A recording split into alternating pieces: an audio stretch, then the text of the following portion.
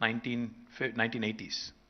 What happened prior to that, we really don't know, because there's no bookkeeping, there's no information, so I can't really give you that information. I'm just giving you this one example of one department where I worked. Even in Hyderabad, and you'd be probably amused and I'd be trolled if I said this, but I'll say it. I've become thick-skinned, like I said. When we started looking at all the data of the Hyderabad Metro Water Supply and Sewerage Board, when were the pipes laid, what should be replaced and what should be strengthened, what should be laid afresh, etc. Unfortunately, again, the data only goes so far. We don't have adequate data. Leave all that aside. Some things are even more interesting. See, back in 1980s, when Sri N.T. Rama Rao was the Chief Minister, the then government had launched a program called as Housing for the Weaker Sections.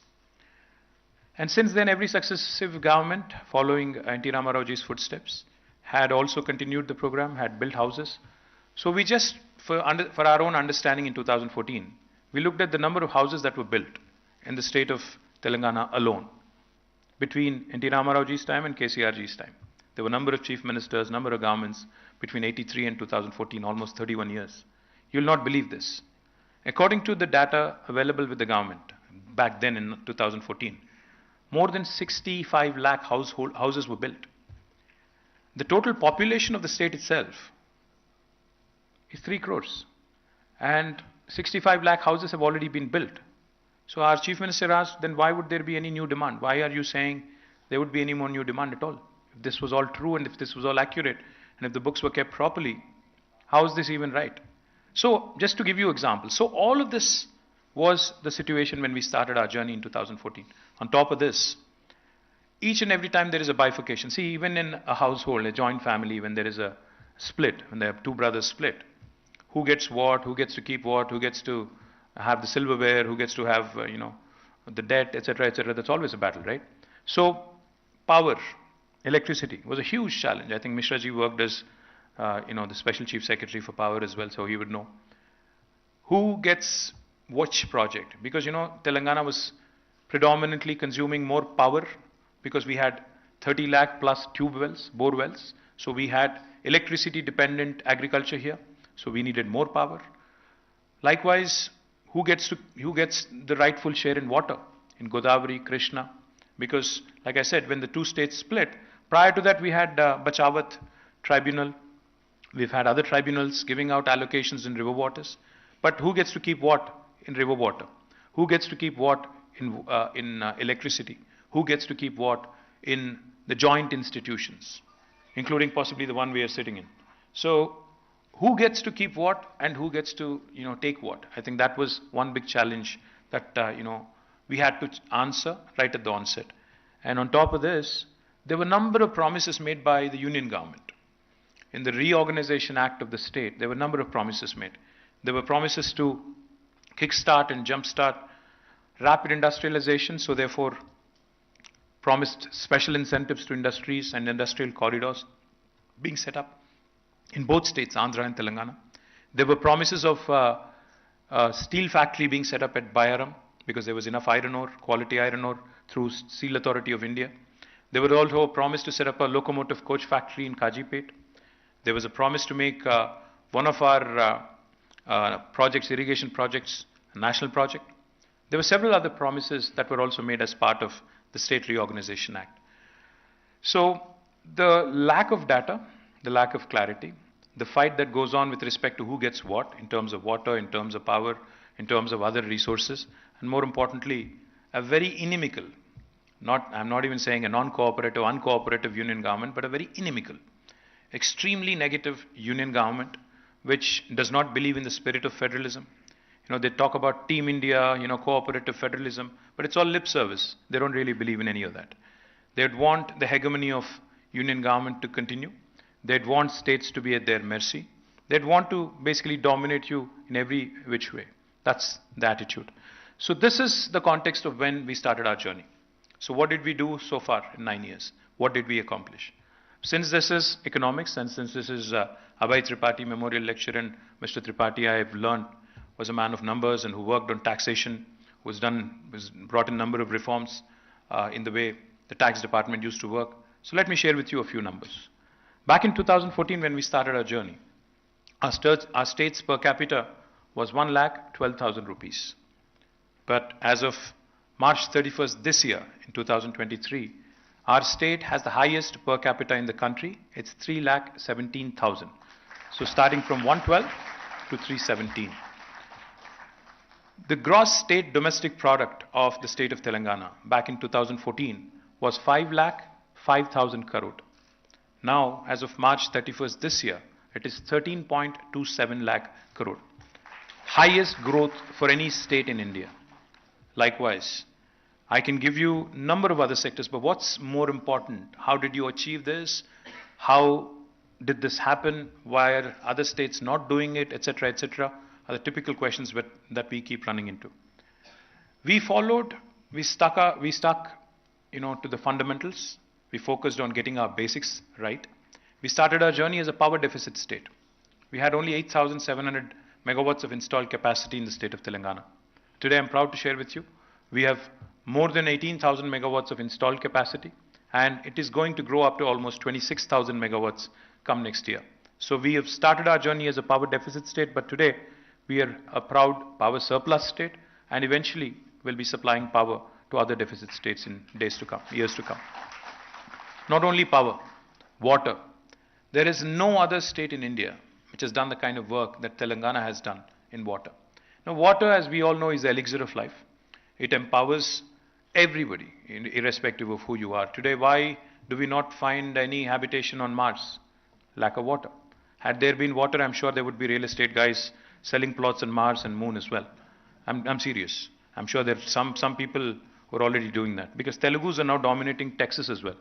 I just came off a meeting from a guy from Texas. He was telling me that in Dallas we have 900 Indian restaurants, and Telugus are literally ruling the roost, and we are doing real estate all over Texas as well. Water is the elixir of life. It really is what survives humanity. It really is what helps a city grow, a state grow, and a nation grow.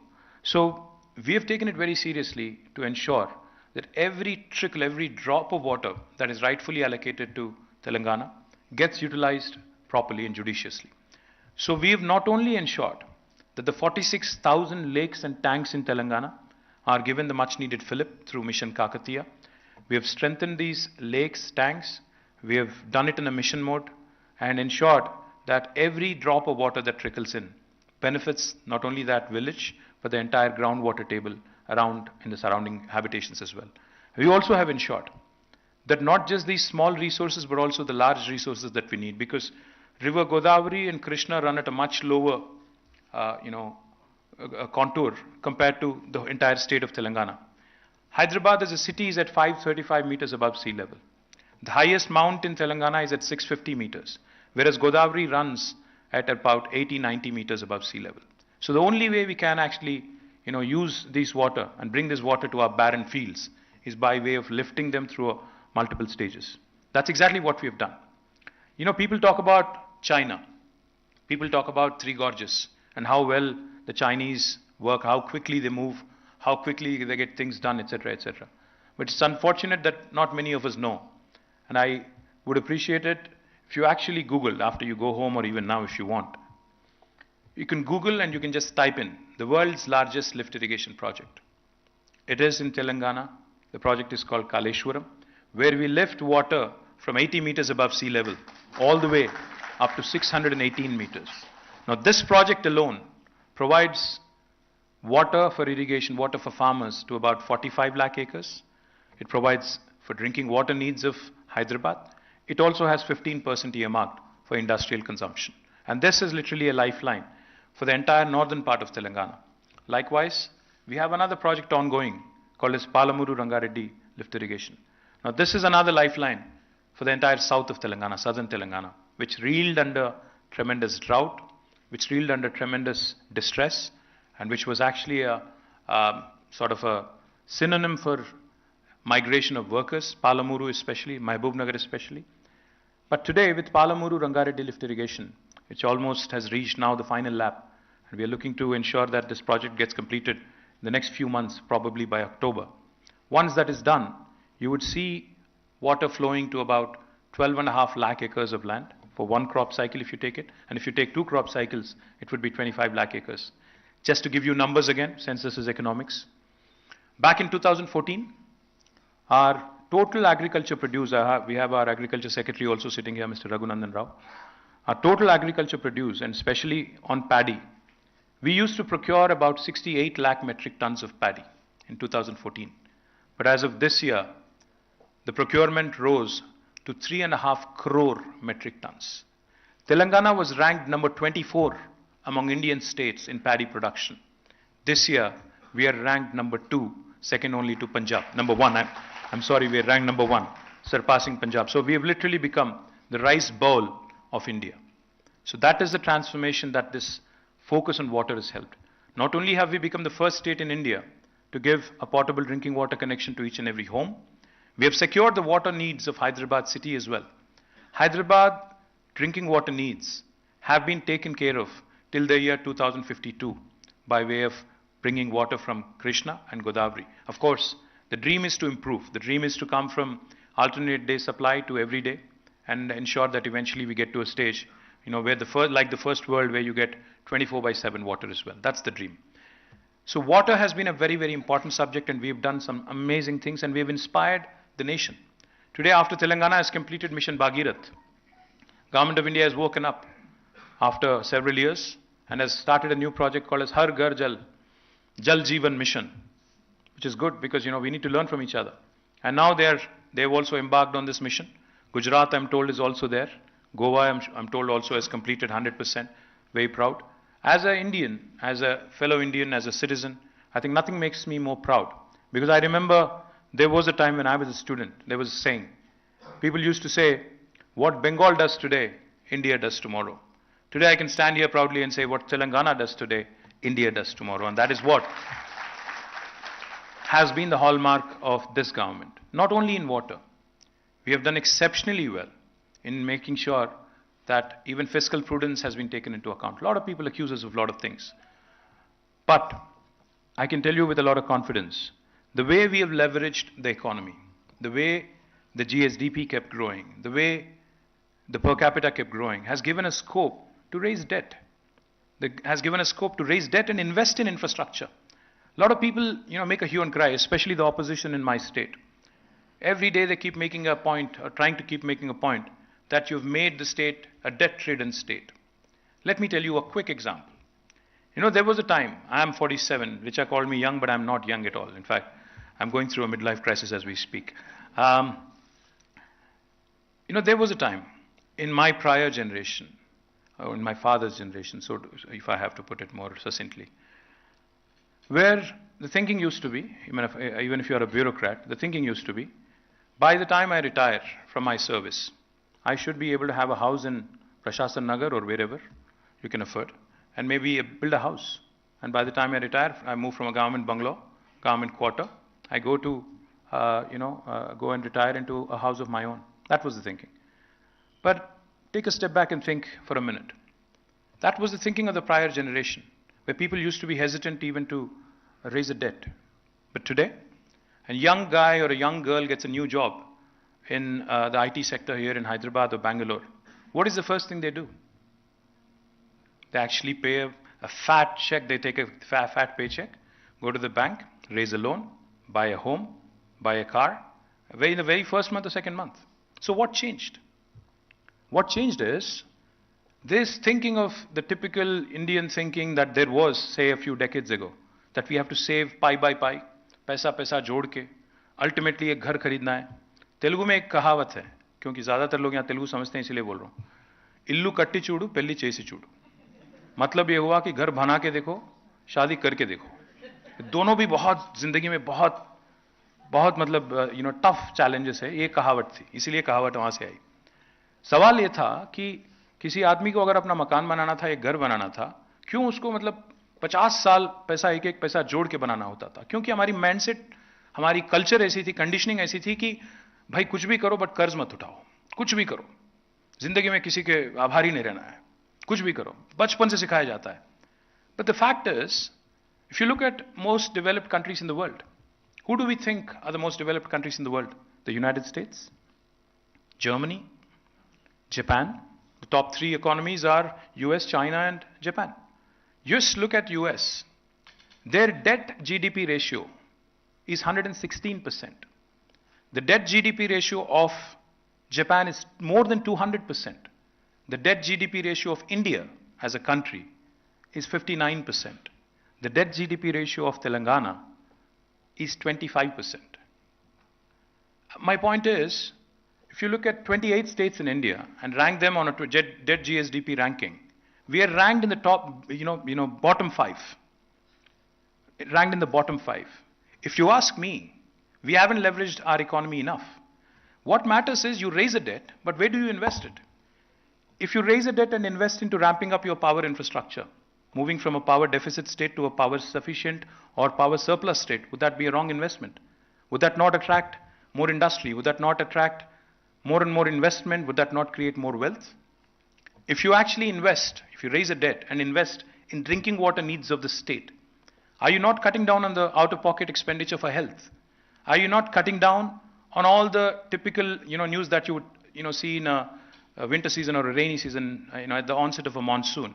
In Telugu, every newspaper used to write, I remember as a kid, Mansam Pattina Manyam, agencylo anturogalu, matlab infectious diseases, waterborne diseases, which were rampant in the agency areas and tribes and even the habitations, in rural habitations. Just with one project called Mission Bhagirath, where we invested 40,000 plus crores, today we've been able to take care of all of that healthcare concerns. We've been able to cut down out-of-pocket expenditure for our people, and we've done a magnificent job of becoming truly an aspirational state for the rest of India. Likewise, when we took a project loan and have committed and invested in a project like Kaleshwaram, which, as Richa said, has created wealth outside of Hyderabad, because she was pointing out this lopsided development or lopsided focus on Hyderabad, does it help in the long run? No, it doesn't. Of course you have to decentralize. Of course you have to industrialize in other pockets. Of course you have to focus on rural livelihoods. Of course you have to create avenues to create wealth outside of Hyderabad. Unless you do that, people are going to migrate, people are going to urbanize, people are going to suburbanize. That is a fact. So what have we done with that money that we have raised as a debt? Where did we invest? We have invested in power, infrastructure, not power for us, but power infrastructure. We have invested in drinking water infrastructure. We have invested in infrastructure for irrigation. We have invested in industrial infrastructure. After having invested in these rural areas, let me give you an example of what we've accomplished. If somebody was to ask me today, what is the Telangana model? If you have to define in one sentence, I will tell you. Telangana model is unique, it's holistic, it's integrated, it's inclusive, it's balanced. In Telugu, if I have to put it, Samagra, Samikrita, Sammilita, Samatulya, Abhiruddhi, Telangana sadhinchindi. Yatla antara, if you ask me, what do you mean, are these all fancy fluff words? Can you back it up? I'll tell you how. I just told you that our agri exports have risen. Our agri expansion has happened by more than 119%. 68 lakh metric tons to 3.5 crore metric tons of production of paddy and procurement. That has happened on one side in the rural areas. On the other side in Hyderabad, our IT exports were 56,000 crore. And as of this year, it is 2.41 lakh crore. The number of people working in technology in Hyderabad was 323,000, 3,23,000. As of this year, it's 9,05,000. We have quadrupled our IT exports. We have also done exceedingly well on agri exports and agri expansion. That's a balanced model. We are less than 3% of India in terms of population. We are only 2.5% of India, in fact, if I have to be precise. But we win 30% of the awards when it comes to national Panchayati awards or national municipality awards. Is that not proof enough that urban development and rural development are going hand in hand in a very unique way in Telangana? Also, let me add, industrialization has been rampant, as Richa mentioned. We've been able to attract marquee investments through TSI pass and a number of things that we do. But not only has industry grown, environment has not suffered. Typically all around the world you would see industry growing and therefore as a consequence environment suffering. That has not happened in Telangana. Industry has been growing rapidly, but environmental consciousness of the leader of the state, of our chief minister, is laudable because under his leadership, today we are the state which has grown the maximum in terms of green cover, 7.7%. 5,13,000 acres of new forest has been created in this state of Telangana, unlike any other state in India. So this is the law, this is the balanced model I'm talking about. And this is the inclusive society.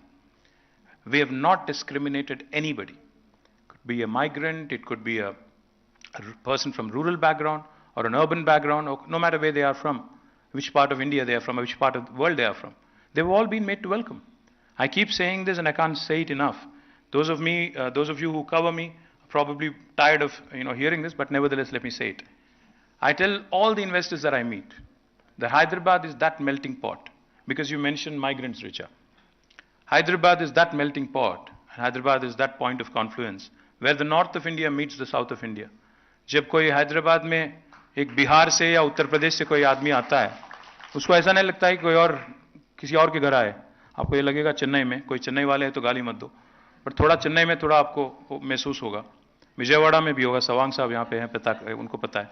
Vijayawada में भी होगा थोड़ा, but यहाँ पे नहीं होगा, क्योंकि everybody feels at home. In fact, growing up, I remember Hyderabad was one unique place where when two strangers met, we used to start off in Hindi. अभी तो ज़्यादा तेलुगु हो गया, बट इससे पहले पूरा हिंदी चलता था, क्योंकि दो स्ट्रेंजर अगर अजनबी मिलते थे तो हमारी बात शुरुआत होती थी हिंदी में या उर्दू में, Dakhni Urdu, which we are very well known for. Let me also tell you, it is not just a place where north of India meets the south of India. It is also a place where opportunity meets talent. It's a place where dosa meets paratha. It's a place where data sciences meets life sciences. It's a place where technology meets biology. That is why Hyderabad is attractive, and that is why we have to keep it intact in the cosmopolitan fabric that you touched upon. It was imperative that we remain inclusive. We didn't focus on the nonsense that others seem to be hell-bent on, focusing on. Yes, India has many issues. We are a pluralistic society. We are a culturally very, very diverse society. And we are a very, very opinionated society also. हर किसी का अपना opinion है, very strong opinion है, जानता हूँ. But why can't we focus on getting our basics right? जब हिंदुस्तान में basic चीज नहीं है, बिजली नहीं है, सड़क नहीं है, पानी नहीं है, और कई सारे प्रॉब्लम है, उसको छोड़ के यूनिफॉर्म सिविल कोड पे लगे हैं, कोई और किसी और चीज पे लगा है, हलाल पे, हिजाब पे, बकवास पे. हम बस यही चाहते हैं, हमने ये किया 9 साल में. We focused on none of this.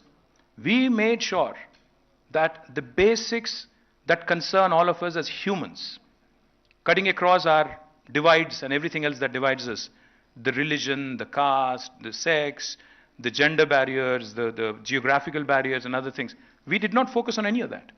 We focused on what unites us. We focused on the lowest common denominator, and we got that right. I can give you a number of examples on why, because when Prime Minister comes here to visit Telangana, Prime Minister जब आए थे 2014 में, क्योंकि आपने cooperative federalism की और state और centre की रिलेशन की आपने जिक्र की, तो मैं बोलना चाहता हूं, हमें भी कुछ उम्मीद थे उनसे. 2014 में जब प्रधानमंत्री बने, वी वर होपफुल कि मोदी जी पता नहीं गुजरात में क्या क्या कुछ करके आए हैं. कुछ एक मॉडल था, एक नमूना था, देश को उन्होंने दिखाया था कि गुजरात में कुछ चमत्कार उन्होंने कर दिया तो पूरा देश में भी चमत्कार हो जाएगा, कुछ अद्भुत हो जाएगा, कुछ मिराक्युलस हो जाएगा. हमें भी उम्मीद था, जैसे सारे हिंदुस्तान को था. But when we started seeing through things, and we supported him, let me tell you, we supported him on a number of things, and some of which we regret, of course. Demonetization, we supported him. Our chief minister called him, he said, what is this decision? Why did you do it? Why are you doing this, ad hoc, all of a sudden, random thing? Why did you do it? He said, हमें संपूर्ण क्रांति की तरफ चलना है. मुझे digital इस पे चलना है, और मैं आपको उम्मीद देता हूं कि मैं काम करूंगा. This was what he told our chief minister. So we supported demonetization. When he said one nation, one tax, we supported him. We supported him on a number of other things. When he made Venkaiah Naidu ji our vice president, we supported him. We voted for him. We voted for President Ramnath Kovind as well. हमने तो उनका जितना मदद करना था उतना किया, but उन्होंने क्या किया? एक नया राज्य जो बना तेलंगाना, इसको ना सिर्फ एक बार भी, मतलब he has not even kept one promise that was made in the act, in the parliament. Not even those promises that have been made, but even the recommendations made by a planning body like Niti Aayog, unfortunately have been completely rejected and negated. Niti Aayog has made a categorical recommendation saying Mission Bhagirath is a fantastic program and that needs to be supported by Government of India. So please grant a sum of rupees 19,000 to the state of Telangana, 19,000 crore to the state of Telangana. Prime Minister and his cabinet did not heed to that advice. Then Niti Aayog also recommended that Mission Kakatiya is a brilliant program. Please allocate and give a grant of rupees 5,000 crore. Again negated, not a single word of appreciation. Prime Minister तो बोलते हैं मन की बात में काफी कुछ बोलते हैं. Vocal for local बोलते हैं, काफी कुछ बोलते हैं. But पता नहीं क्यों, but a performing state को recognize नहीं करना चाहते हैं for petty political considerations, I presume. When his own state in India, of which he is the Prime Minister, builds the world's largest lift irrigation project, this Prime Minister does not have the dignity to compliment the state for its brilliant efforts. Now what more do I say about this Prime Minister and this government? So we have no hope of this union government, and we certainly will take them on, and we will ensure that he is voted out at any cost in the next election at the hustlings. Having said that, we did not depend on the union government, or we did not depend on any of their endowments towards the state of Telangana. We have struggled, we have endeavored, we have moved on. We did not look at them at all. In fact, that's why, let me give you a few examples of what we've accomplished. In fact, we are the best rural development model in India with 100% ODF plus villages. Only state that can boast of this. Again, first state to have provided drinking water to all homes and inspired Jal Jeevan mission. We are the state in India that has completed the world's largest lift irrigation project, Kaleshwaram project. We're the first highest paddy producer in India now, surpassing Punjab, moving from 24th rank to first rank. And now let me also tell you something that might be staggering for those of you who are not connected to the technology world.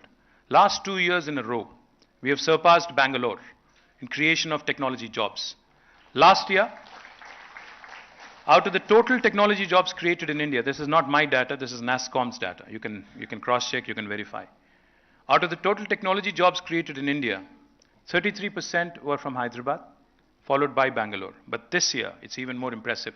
Out of the total tech jobs created in India, 44% of the jobs were created from Hyderabad and Telangana. Literally, 1 in every second job that is created in India comes from this brilliant city and brilliant state called Telangana. Let me also tell you, highest green cover growth in India for any state, 7.7%, creation of 5,13,000 hectares of new forest. We are also a top contributor to India's GDP. In fact, like I said, we are 2.5% of India's population, but our contribution to GDP is 5%. We literally punch double our weight. कभी-कभी एक बार मैं देखता हूँ कि निर्मला सीतारामन जी आके आती है, आके बोलती हैं कि हम देने वाले हैं, हम दे रहे हैं, हमने ये दिया, वो दिया. बहुत दुख पहुँचता है. क्योंकि if you go look at the constitution, India is a union of states. And when we have this representative of a federal government coming here and telling us कि हमने आपको कुछ दे दिया, जैसा कि आपने हमें कुछ भी किया, ऐसा कुछ दिया, एक फकर के साथ, एक गर्व के साथ जब कहते हैं, बहुत गुस्सा भी आता है, बहुत ठेस भी पहुंचती है. क्योंकि fact is, Telangana gives more to the country than it gets. For every rupee that we contribute, we get only 46 paisa back. And when we point this, we are called बहुत सारे name calling होती है, उसमें मैं नहीं जाना चाहता, but बहुत सारे चीज बोलते हैं. The fact is, we contribute more to the nation than what we get back from Delhi. Let me also tell you, we are ranked number 3 in India on the ease of doing business. We are certainly the best state with the best industrial policy in India. We are home to India's largest textile park, the Kakatiya Mega Textile Park, by the way, which inspired PM Mitra recently. हमने 2017 में चालू किया था Kakatiya mega textile park, और भारत सरकार अभी उठ के आई नींद से और पीएम मित्रा उन्होंने लॉन्च किया. अच्छी बात है. We are vaccine hub of the world. We produce 1/3 of human vaccines. We produce 900 crore vaccines from Hyderabad. Prime Minister साहब बोलते रहते हैं बीच-बीच में कि India is a pharmacy of the world, but he forgets to mention the word Telangana and Hyderabad. उनको याद नहीं आता, but मैं याद दिलाना चाहता हूँ कि 40% pharmaceuticals भारत के हैदराबाद से आते हैं, और 33% of vaccines in the world also come from here. We are the second largest renewable energy producer in India. From a mere 50 megawatts, Ajay Mishra ji will know this well. In 2014, we now produce more than 5,000 megawatts of renewable energy. And if you look at us by land mass, we are the number 1 state in India with respect to renewable energy. We are also the state which is the only state in India which is going to have a medical college and a medical hospital, a government super specialty hospital in each and every district in the country. And this, again, with zero support from Government of India. We also have a number of other things that I can tell you, but the last thing I'll tell you, अगर कहते हैं कि अगर किसी को बताना है आपको जाके बाहर कि तेलंगाना ने क्या किया, तो आप उनको बस ये बोल दें कि अगर बाकी का भारत भी, the other 27 states in India, if they performed as well as we did, we would have been a 5 trillion economy already and not languishing at 3.4 trillion, as is the case today. So all of this has happened despite COVID, despite the challenges of being a young state, despite many things that were working against us, including an inimical union government. But I'm proud that, our state has done well. But I'm not going to make a tall claim and say that, we've matched the US or Japan or any of these first world countries. We have a long way to go. But certainly, relatively speaking, we are the best performing state in India, no matter what parameter you look at. Education, health, any social development indices, any parameter that you take, we are the best performing state. And I'm a proud partner in the growth story of this state. And I hope and I pray that, the lecture that is being organized today in memory of Sri Abhay Tripathi, and for all of those who have attended here, I hope this was informative. I hope this was a few things for you to pick up and probably spread the good word. Thank you. Jai Telangana.